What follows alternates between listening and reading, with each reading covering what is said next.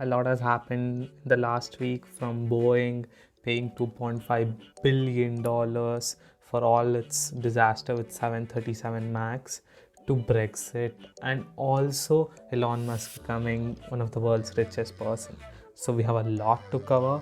So let's get started.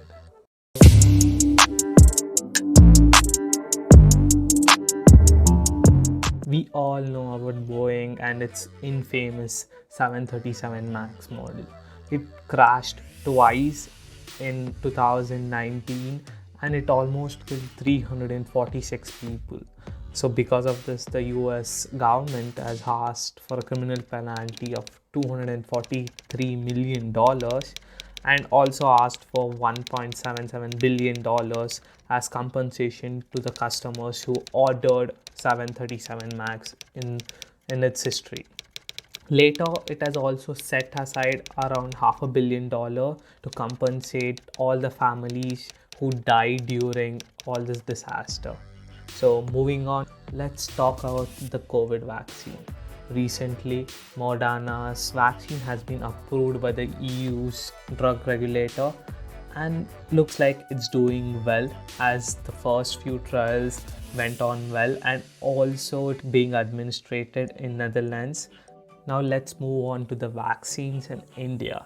India has recently approved two vaccines, the first one being Bharat Biotech and the second one is AstraZeneca, which was collaboration between AstraZeneca and Oxford.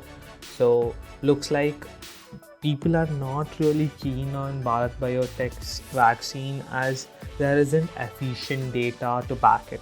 And health experts, including the co-governor of All India Drug Action Network, is not really confident with the vaccine, and he says that he would prefer AstraZeneca over the Bharat Biotech.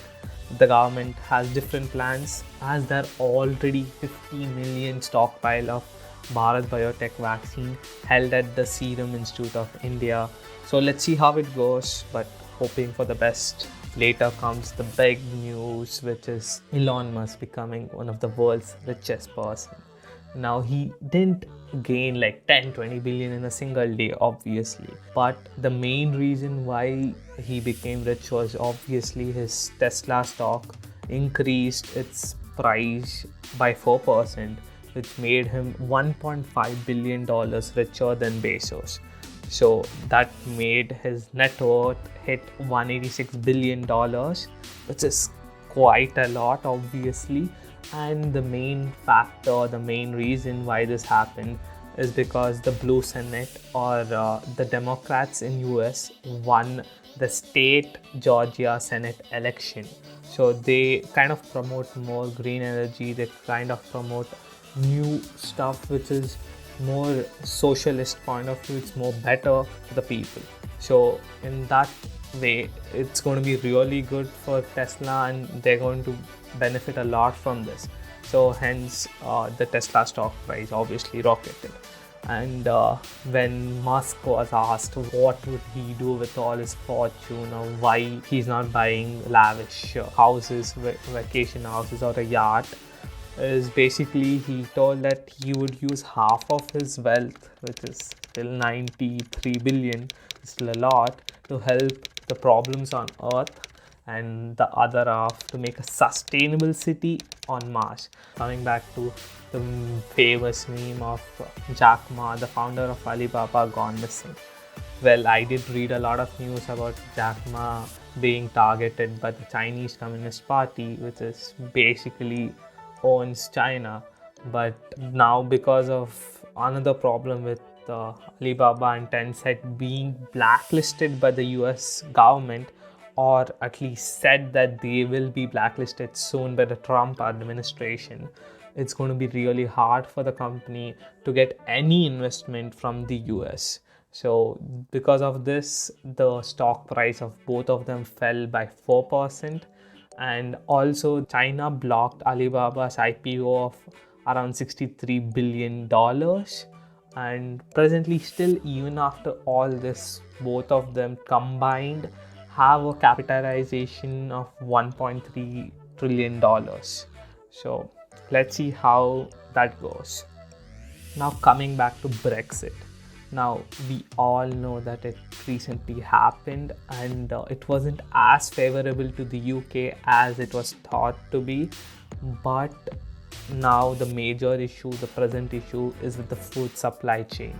As before, most of the retailers and most of the wholesalers used to take their goods, send it to UK so that it could be stored and later distributed all over the EU.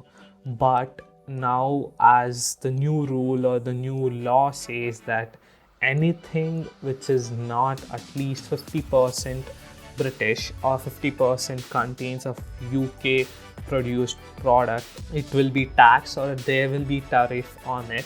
So because of this reason, it is becoming a problem to transfer goods and transfer food in the EU. Now, coming back to India. So now a lot of people are studying online more than ever, but yet the government is actually worried, and it was actually working on building many universities in the past. Nearly 4.4 new colleges were built every year from 2000, and we had only around 8 million students studying in 2000, and now we have roughly 35 million people studying in their higher education right now. If you actually take the whole figure of how many people who are eligible for studying but are not studying, it's pretty high, because presently only 26% of the India's population which is actually eligible for studying a higher education is studying, which is way lower than other countries like China or US, which have around 50 to 60%. But the government wants to boost this figure and make it to at least 50% in the next decade, and their aim is around 2035. We have many colleges, to be honest. We have around 40,000 colleges, but the main problem is that they are very small and they are very poorly run. So there isn't any guarantee that when people or students go into the university, that they will actually be employed, because the quality of education is not meeting the standards of any employee. So it's a really tough job to run a college, and I don't know what government will come up with, but hopefully they're doing well with the recent new developments of changing policies of studying any subject up till 10th and 12th. So let's see how it goes. And because of this huge boom of new students coming up, a lot of students studying, and a lot of population actually going to higher education, there's a lot of improvement in the education technology per se in India. As we all know, Byju's and how they have raised billions of dollars from investors abroad by offering many programs to school children.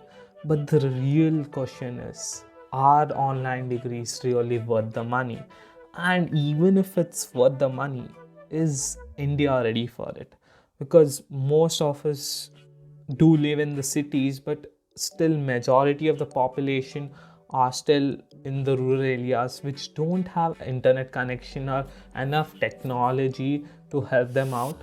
So let's see how it goes. More now, 100% of India is electrified, but it's still a long way away from becoming completely digitalized. The first thing which obviously comes to our head is Geo. Now recently, Reliance filed a petition into the court seeking for protection from destructive campaigners, as they told that it was not the farmers actually who destroyed their towers, but it was actually the business rivals who used this as a cover to destroy their towers. Now let's see what the High Court has to say in Punjab and Haryana. Thank you for watching. Hope you guys have a great time and wonderful year ahead.